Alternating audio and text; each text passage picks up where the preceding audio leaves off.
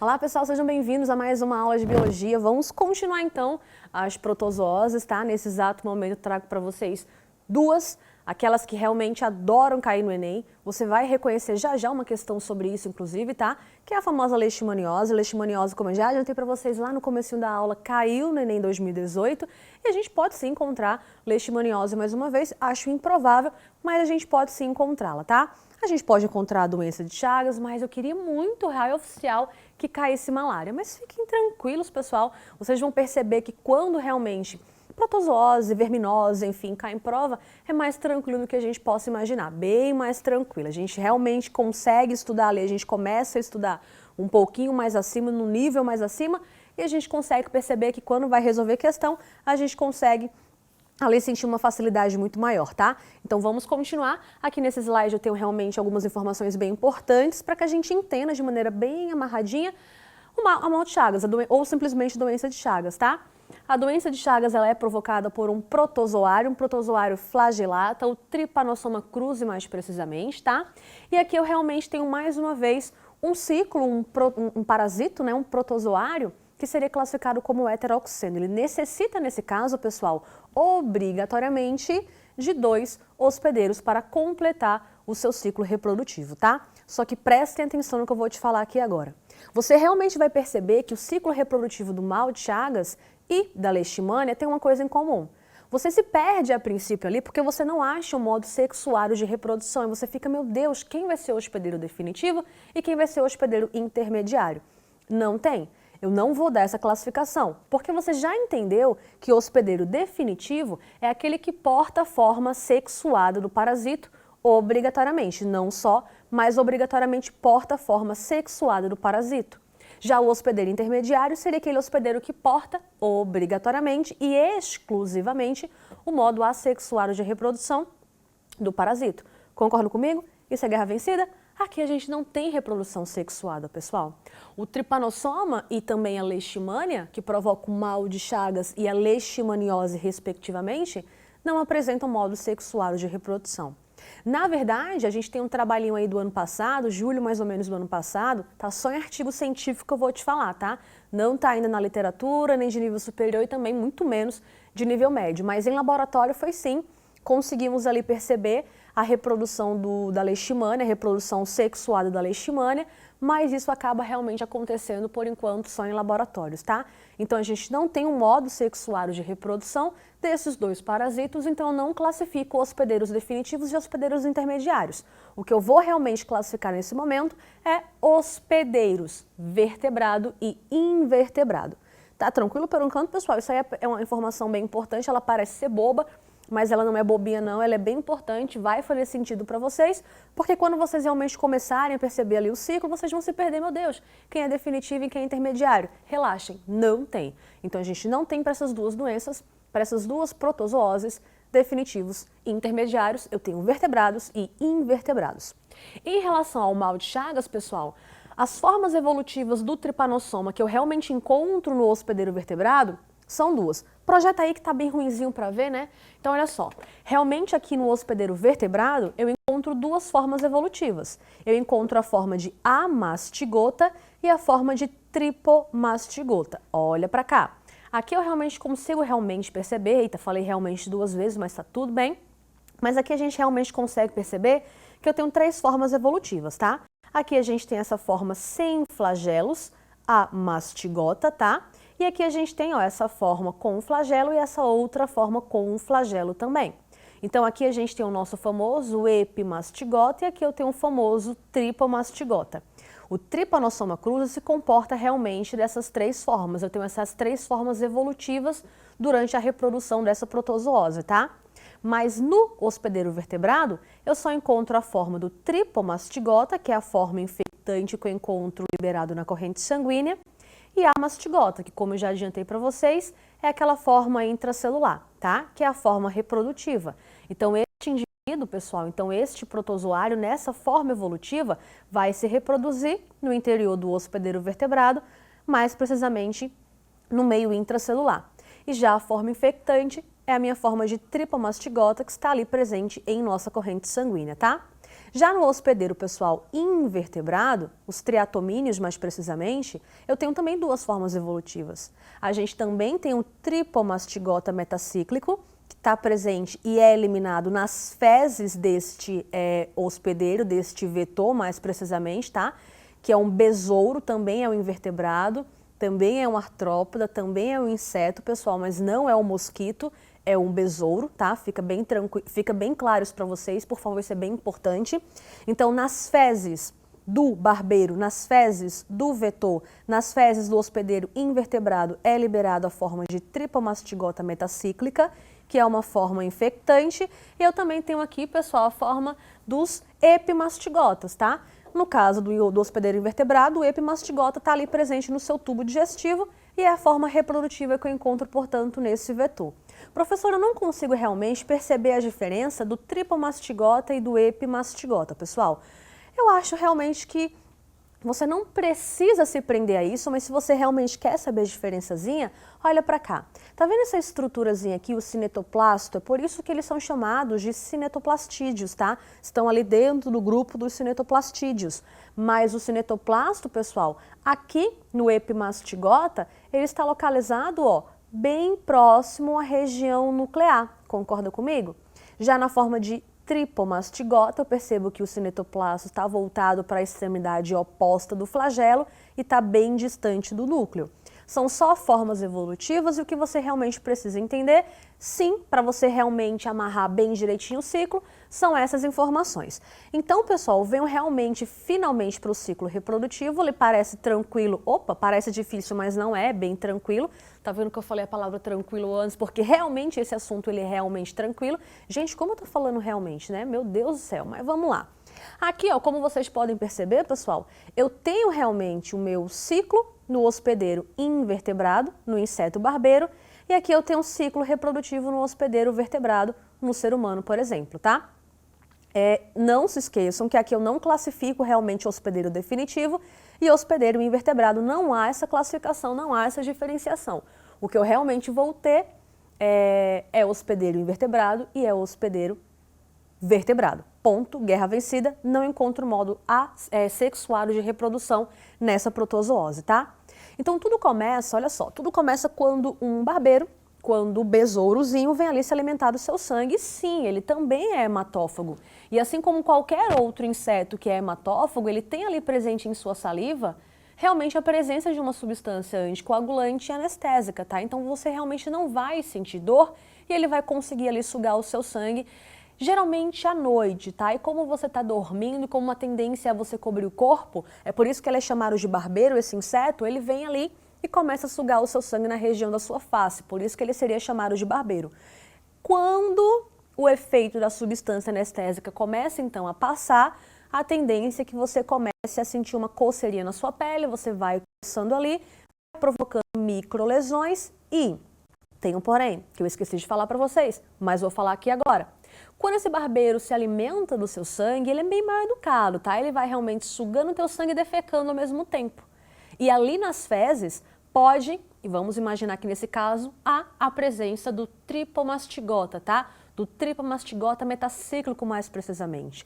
E como a gente já viu lá no slide anterior, realmente a gente vai ter a liberação desse protozoário nas fezes desse indivíduo, deste vetor, deste hospedeiro invertebrado que está contaminado, tá? Então, voltando lá no comecinho, quando o efeito da substância anestésica começa então a passar, você coça a região ali da picada, provoca uma microlesão e o tripomastigota, portanto, começa a penetrar por essa ferida que você provocou. Tudo bem, pessoal? E agora você tem, portanto, esse tripomastigota presente em sua corrente sanguínea. O que vai acontecer agora em você no hospedeiro vertebrado? Os tripomastigotas eles começam então a invadir as suas células. E a gente já falou que lá no hospedeiro vertebrado, a forma intracelular recebe o nome de amastigota. Então, o tripomastigota invade as suas células e se transformam em amastigotas. Lá no interior das suas células, pessoal, o amastigota começa então a se reproduzir. Essa reprodução, como a gente já percebeu, é uma reprodução assexuada, aumenta o número de protozoários interior da sua célula, portanto, agora, pessoal, não suportando mais a concentração de protozoários em seu interior, acaba rompendo. Deu para entender, então? Os amastigotas agora, pessoal, em sua corrente sanguínea, tendem a se transformar em tripomastigotas mais uma vez e começam ali a circular pela tua corrente sanguínea, circulam pela sua corrente sanguínea, circulam pela sua corrente sanguínea, até serem sugados por um novo inseto, reiniciando o ciclo nele. Eu só quero que você entenda, pessoal, que os amastigotas, pessoal, quando realmente são liberados pela sua... na verdade, acabei cometendo um equívocozinho aqui, ó, no interior das suas células, perdão, que eu expliquei para vocês acontece lá na leishmania, mas no interior das suas células, o amastigota se reproduz assexuadamente. Pessoal, vou corrigir aqui uma informação, tá? Só presta atenção. No interior das suas células, o amastigota se reproduz assexuadamente. Eu aumento ali o número populacional, mas antes da célula realmente romper para liberar esses protozoários, os amastigotas primeiro se transformam em tripomastigotas. Então, quando a gente tem realmente o rompimento dessa célula, a gente já libera o tripomastigota diretamente para a sua corrente sanguínea, tá? Que ao ser sugado por um inseto, reinicia o ciclo no hospedeiro invertebrado, tá? Porém, pessoal, eu posso realmente ter esses tripomastigotas invadindo, pessoal, novas células e ficando realmente nesse ciclo, tá? Tripomastigota invadiu sua célula, lá dentro da sua célula ele se transforma em amastigota, se reproduz assexuadamente, aumenta ali o número populacional do protozoário, que antes dele realmente romper essa célula se transforma em tripomastigota, a célula se rompe e os tripomastigotas são então liberados para a sua corrente sanguínea. Percebam que o ciclo ele realmente fica repetindo por um tempo, tá? Fica aí só a título de informação, pessoal. Esse protozoário tem como característica, tem como preferência invadir células do teu coração, provocando o inchaço dessa região, aquilo que nós chamamos de cardiomegalia, mas ele adora chegar ali na região do cólon, provocando ali um megacólon e também na região do esôfago, provocando um megaesôfago, tá? Porém, como o meu objetivo é realmente falar do ciclo, para a gente completar todo esse ciclo, eu preciso agora só apontar para você como isso vai acontecer no hospedeiro invertebrado, tá? Como a gente já sabe, o barbeiro ele tem hábito de sugar o teu sangue, então ele acaba ali se alimentando do seu sangue, já que ele é hematófago, e ele acaba sugando, portanto, os seus tripomastigotas presentes em sua corrente sanguínea. Lá, no intestino médio, mais precisamente do inseto, a gente vai ter uma transformação desse tripomastigotas em epimastigotas, que se multiplicam assexuadamente, aumentando o número populacional desse protozoário. Depois de um certo tempo, a gente vai ter a transformação desse epimastigota para tripomastigota mais uma vez, que ao chegar lá no intestino, na porção final do intestino desse inseto, essa forma metacíclica pode então ser liberada pelas fezes desse animal, reiniciando o ciclo. Então, pessoal, uma informação bem importante para vocês, volta para mim por gentileza. Pessoal, então como vocês podem perceber, o ciclo ele é relativamente muito tranquilo, tá?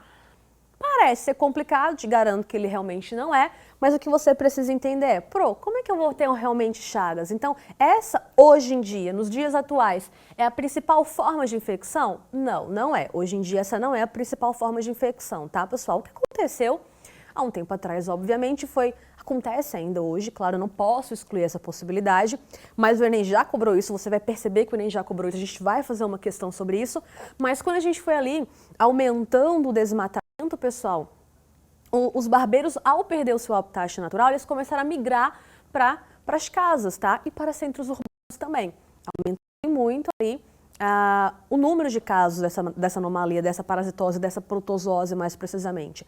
Mas hoje, pasmem, hoje o maior número de infecção se dá por ingestão. Então, ao coletar, principalmente na cana-de-açúcar e no açaí, tá? Então, ao coletar ali o açaí e a cana-de-açúcar, então não percebe-se ali a presença do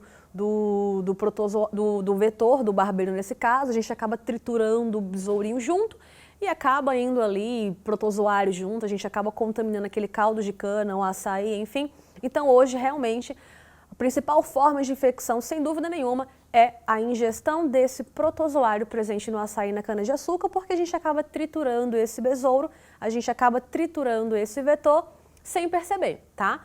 o nosso açaí é pasteurizado, então realmente no nosso açaí não tem esse problema não, tá? Fiquem tranquilos, continuem tomando bastante açaí, que é uma delícia, né?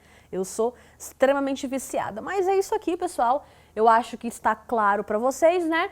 E só agora pra gente finalmente terminar e pra gente resolver a questão, falta a gente falar dessa outra protozoose, da nossa última protozoose, que foi nosso assunto, que caiu ali no Enem 2018, tá? A leishmaniose, nós temos dois tipos mais precisamente. A gente tem a leishmaniose visceral americana, ou calazar, e a gente também tem aquela leishmaniose de pele, ou simplesmente a úlcera de Bauru, tá? No caso da leishmania visceral, o nosso agente etiológico é a Leishmania chagassi. E as características são lesões no braço, fígado, rins e intestino, e claro que a medida de transmissão não, né? O modo de transmissão é pela picada do mosquito palha ou mosquito birigui, que pertence aí ao gênero dos flebótomos, né? Flebotomínio. Então, anófilis é malária, mosquito flebótomo é leishmania, sem medo de errar, tá? E a medida profilática, pessoal, realmente é o combate ao vetor ou combate aos doentes, tá? E já no caso da úlcera de Bauru, o agente etiológico seria a Leishmania brasiliensis. Como característica, eu tenho ulcerações graves pela pele e o restante é a mesma coisa da anterior. Então, realmente, o modo de transmissão é pela picada do gênero flebótomo, né, do mosquito do gênero flebótomo, e combater o vetor e tratar os doentes seriam nossas melhores medidas profiláticas, tá? É isso que o Enem vai querer de você, tudo bem?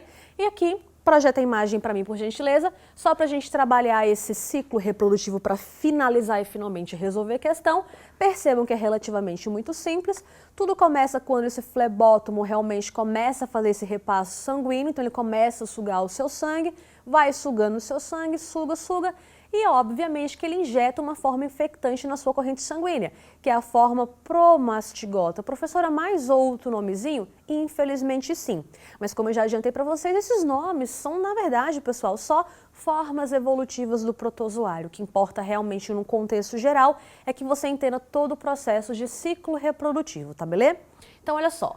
Então, o flebotomínio, né, meu Deus, o mosquito, quase não vê essa palavrinha, mas o mosquito do gênero flebótomo, ele acaba, portanto, injetando promastigota em sua corrente sanguínea. Os promastigotas, pessoal, acabam sendo fagocitados por macrófagos, que é de fato uma célula fagocitária, não é verdade? E lá no interior, esse promastigota acaba se transformando em amastigota, que é a forma intracelular no hospedeiro vertebrado, mais uma vez, assim como era lá no mal de Chagas, tá? A gente vai ter, obviamente, uma multiplicação aqui dentro, uma reprodução assexuada, tá? Uma divisão binária. Realmente tem um aumento do número populacional e agora sim a gente tem a explosão dessa célula, a ruptura lise dessa célula com a liberação dos amastigotas, tá? Os amastigotas, pessoal, em sua corrente sanguínea, podem ser então sugados, ó, pelo flebotomínio, novo flebotomínio, no novo hábito alimentar, já que ele também, assim como o que causa a malária, que é o anófilis, assim como o barbeiro, que causa o mal de Chagas, que é o vetor do mal de Chagas, perdão, a gente vai ter aí um repasso, né? Então a gente vai ter aí realmente um hábito alimentar, um animal que seria, de fato, hematófago. Então ele acaba ingerindo esse amastigota.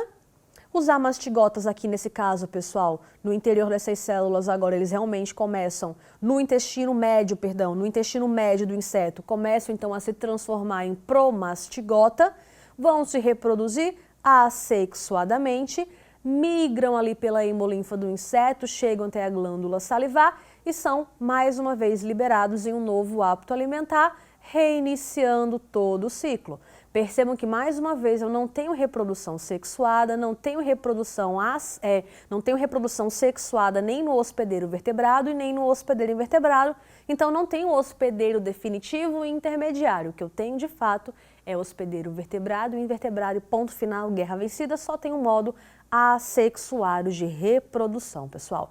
E terminei por aí. Agora eu tenho 3 questões para vocês, só para a gente realmente exercitar tudo que a gente viu até então, tá, pessoal? Então vou continuar com as imagens projetadas e a gente vai perceber que são questões relativamente simples, tá? Salvo essa. Essa tá longe de ser uma questão simples, mas também tá longe de ser uma questão complexa, tá? O que a gente realmente consegue perceber aqui é uma imagem idêntica à que a gente já viu anteriormente, lá na aula de malária. Aqui eu consigo perceber claramente, ó, o ciclo acontecendo no hospedeiro invertebrado, que também é hospedeiro, ó, definitivo, já que aqui eu realmente tenho a fertilização e formação do zigoto, e já que embaixo eu tenho o ciclo do protozoa acontecendo aqui no hospedeiro vertebrado, que nesse caso, como eu tenho apenas o modo assexuado de reprodução, somos classificados como hospedeiro intermediário, tá? Observando-se o ciclo do protozoário responsável pelo desenvolvimento da malária e com os conhecimentos sobre o assunto, seria correto afirmar que... Vamos começar de baixo para cima então, pessoal? Vamos? A formação dos gametas do agente etiológico é aquele que causa a doença, que nesse caso causa a malária. E a gente já sabe quem é, não já? É o famoso protozoário do gênero Plasmodium, tá? É um plasmódiozinho. A gente viu quais são as espécies, mas o que é realmente preciso entender é que um protozoário é um plasmódiozinho nesse caso. A formação dos gametas do agente etiológico ocorre no homem, a fecundação acontece no mosquito. Falso, pessoal. Por que falso? O que eu consigo realmente perceber no homem é que as hemácias cheias de esquizontes, não suportando essa quantidade de esquizonte, elas se rompem, liberando então os merozoítos. Os merozoítos invadem novas hemácias, ficando realmente nesse ciclo sanguíneo, que eu chamo inclusive de fase eritrocítica, ou esses esquizontes, pessoal, se diferenciam por ativação gênica em gametócitos. Os gametócitos são então ingeridos pelo inseto e no inseto, lá no intestino médio do inseto, a gente vai ter esse gametócito se diferenciando em gametas. Então percebam que o gametócito realmente é formado no homem, é formado no hospedeiro intermediário, mas o gametócito não é o gameta. O gameta só vai ser formado por diferenciação lá no intestino médio do inseto. Então, o gabarito 5 está errado. Próximo. O vetor do plasmódio é um organismo triblástico enterocelomado e possui 6 pares de patas. Para você realmente resolver essa questão, você precisaria ter um conhecimento aí bem profundo, inclusive, de zoologia, tá, pessoal? O vertebrado é um inseto. Os insetos pertencem a quem, pessoal? Ao filho dos artrópodas. Os artrópodas realmente são triblásticos. Os insetos, né, realmente apresentam 6 pares de patas, mas não são enterocelomados. Os únicos animais enterocelomados são equinodermos e cordatas. Todo o resto, pessoal, que tem celoma é classificado como esquizocelomado. Minha aula de introdução à zoologia, eu vou falar melhorzinho disso para vocês, tá? Mas acreditem em mim, artrópoda, pessoal, é esquizocelomado, logo esse gabarito está errado. 3. A diferenciação dos merozoítos em gametócitos ocorre sem a necessidade de uma ativação gênica. Absurdo! Merozoíto vai se diferenciar em gametócito com a necessidade de ativação gênica, através de uma ativação gênica, na verdade, né? A reprodução do plasmódio no ser humano é assexuada e ocorre apenas nas hemácias. Todas as células sanguíneas não, apenas nas hemácias. Logo, meu gabarito A, olha como é simples, o agente etiológico é classificado como uma apicomplexa ou simplesmente esporozoário e tem como hospedeiro definitivo, sim, o artrópoda da classe Insecta. Mesmo se você realmente não lembrasse que o hospedeiro definitivo é o inseto, se você olha para cá, você consegue perceber que a fertilização realmente está acontecendo no inseto. Logo, sem medo de errar, ele é classificado como hospedeiro definitivo. Questão complexa, mas quis te provar que dá pra gente fazer sim, pessoal. Tudo bem por enquanto? Olha essa questãozinha linda. Não, aí é o gabarito, né? Olha essa questãozinha aí do Enem 2018, tranquilo, sem medo de errar. A utilização de extratos de origem natural tem recebido a atenção de pesquisadores em todo o mundo, principalmente nos países em desenvolvimento que são altamente acometidos por doenças infecciosas e parasitárias.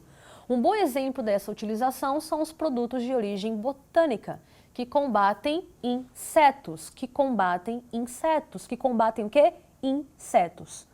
O uso desse produto pode auxiliar no controle de qual parasitose, pessoal? Qual dessas parasitoses realmente tem aí como transmissão, né? Vai ter aí como um vetor, na verdade, um inseto. Uai, só pode ser, sem medo de errar, pessoal, A leishmania, concorda comigo? A leishmaniose, pessoal, é uma protozoose que tem como vetor um inseto.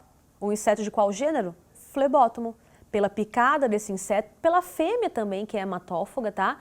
Pela fêmea desse inseto, durante o seu hábito alimentar, a gente pode ter a liberação ali do protozoário infectante, reiniciando todo o ciclo reprodutivo desse protozoa em nós, hospedeiros vertebrados, tá? Então essa questão foi bem tranquila, pessoal. Enem 2018. Bastava você conhecer aí rapidamente o ciclo reprodutivo, mas percebam que de maneira bem simples o ciclo reprodutivo, se você realmente se lembrasse ali que o início dessa reprodução se dava, o início deste ciclo reprodutivo, perdão, se dava, né, quando o inseto vinha, te picava, enfim, você resolvia a questão sem problemas, tá? Esquistosomose, pessoal, é uma verminose e a gente vai falar sobre ela, fiquem tranquilos. Leptospirose bacteriose, hanseníase bacteriose, AIDS, uma virose, tá? E aqui, pra gente finalizar, nossa última questãozinha, Enem 2012, a doença de Chagas afeta mais de 8 milhões de brasileiros, sendo comum em áreas rurais. É uma doença causada pelo protozoário Trypanosoma cruzi e transmitida por insetos conhecidos como barbeiros ou chupanças. Uma ação do homem sobre o meio ambiente que tem contribuído para o aumento da doença a gente já comentou ela inclusive, tá, pessoal? É o consumo de carnes de animais silvestres que são hospedeiros do vetor da doença? Com certeza não, pessoal. A utilização de adubos químicos na agricultura que aceleram o ciclo reprodutivo do barbeiro, não faz nem sentido, né? A ausência de saneamento básico, poluição dos rios e lagos com pesticidas que exterminam o predador das larvas do inseto transmissor da doença, ou o desmatamento que provoca a migração ou desaparecimento dos animais silvestres dos quais o barbeiro se alimenta, obrigando, portanto, eles a migrarem para os centros urbanos, migrarem para as casas, né, pessoal? Aumentando o número dessa parasitose naquela localização. Então, de fato, esse é o gabarito oficial da questão, essa é uma questão relativamente tranquila. Percebam que as duas questões do Enem, volta para mim então, essas duas questões do Enem realmente foram questões bem tranquilas, que a gente conhecendo o básico dela, a gente faz a questão sem problema nenhum, pessoal. Espero que vocês tenham gostado, pegue aquilo que foi útil e agradável para vocês, bons estudos e qualquer dúvida eu estou aqui, tá? Beijo, beijo, até mais!